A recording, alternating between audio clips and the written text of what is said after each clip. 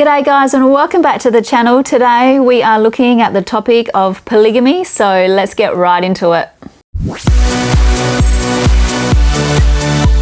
Now, God's original design was for one man and for one woman for life. In Genesis chapter 2 verses 22 to 24 we read, "And Yahweh God fashioned the rib which he had taken from the man into a woman, and he brought her to the man. Then the man said, 'This one finally is bone of my bones and flesh of my flesh. This one shall be called woman, because this one was taken out of man.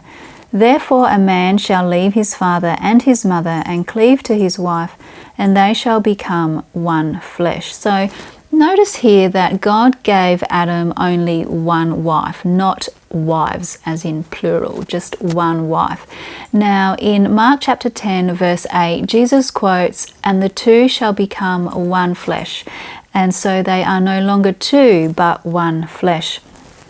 So notice here it says in that passage that the two shall become one flesh. Not the three, not the four, not the five, but the two shall become one flesh. Now, if you've ever looked into the topic of polygamy and studied it, you'll know that the first man in the Bible to have a polygamous marriage was actually Lamech. Now, it's interesting to note that Lamech was actually the seventh from Adam through the line of Cain, and just like Cain, Lamech was a murderer. Now, in contrast to this, the seventh from Adam through the line of Seth was actually Enoch, and Enoch was a righteous prophet who walked with God, and then he was no more because God took him. Now, if we have a look at the New Testament, we'll see that the New Testament teaches monogamy. So if we have a look at 1 Corinthians chapter 7 verses 2 to 4, we read, "But because of sexual immoralities, each man is to have his own wife, and each woman is to have her own husband."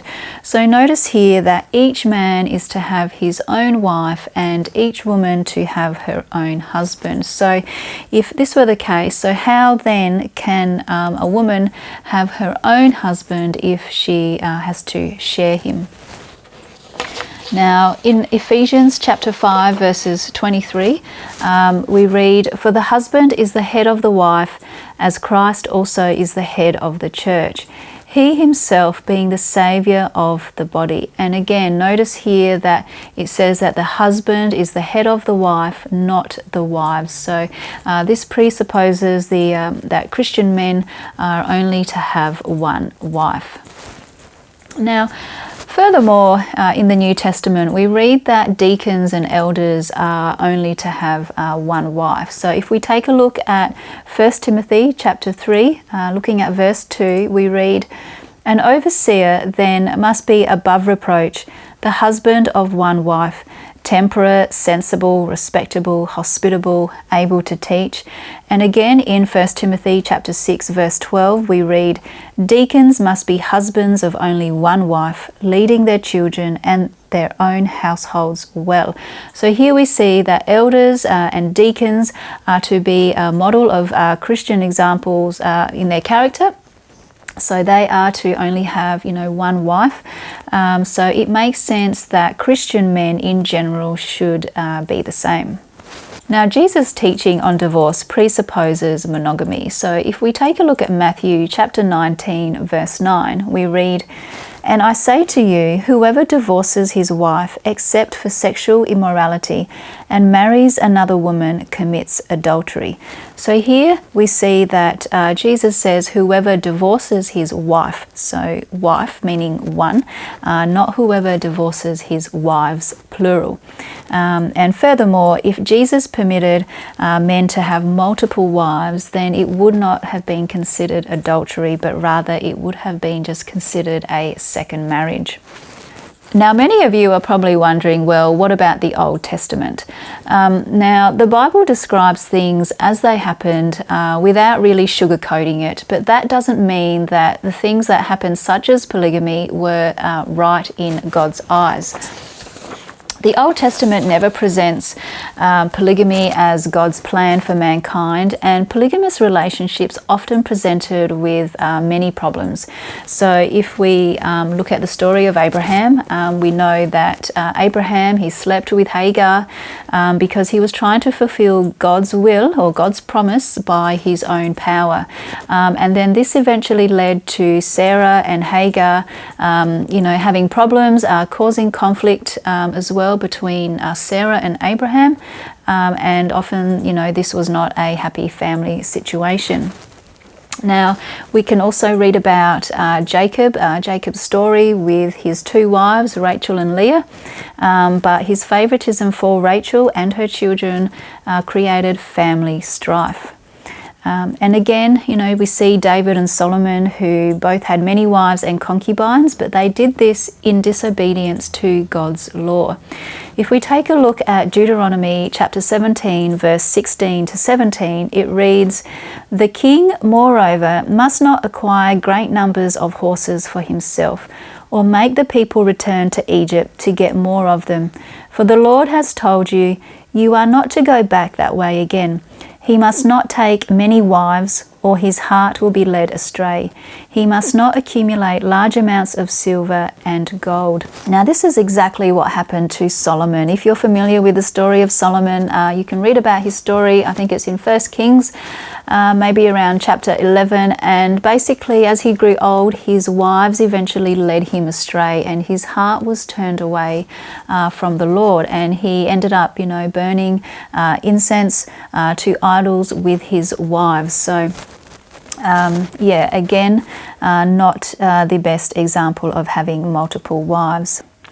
Now, some people try to argue that God gave David many wives, and they try to quote a passage in 2 Samuel. So if we take a look at 2 Samuel, which is chapter 12, verse 8, it reads, "I also gave you your master's house and your master's wives into your care, and I gave you the house of Israel and Judah. And if that had been too little, I would have added to you many more things like these." So notice that God says that he gave his master's wives into his care, not all his subsequent wives. So these are King Saul's wives being given into David's care. Also notice that it's spoken in the context of giving David his master's house as well as all of Israel and Judah. In the ancient world, taking control of a king's harem demonstrated the new king's rise to power.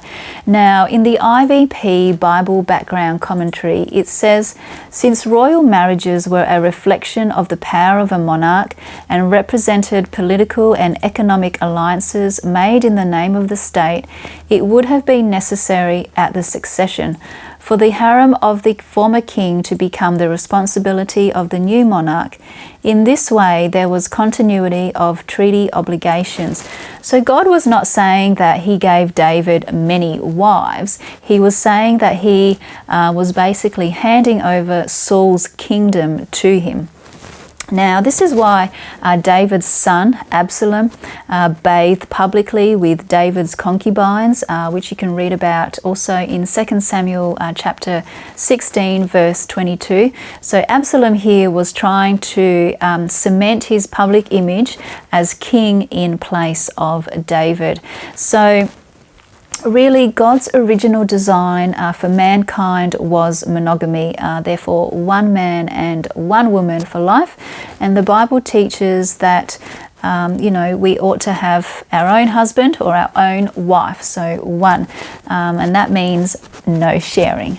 Anyway, I hope you've liked this video. If you have, please consider subscribing and leave me a comment. I would love to know your thoughts, and I'll see you in the next video. Bye-bye.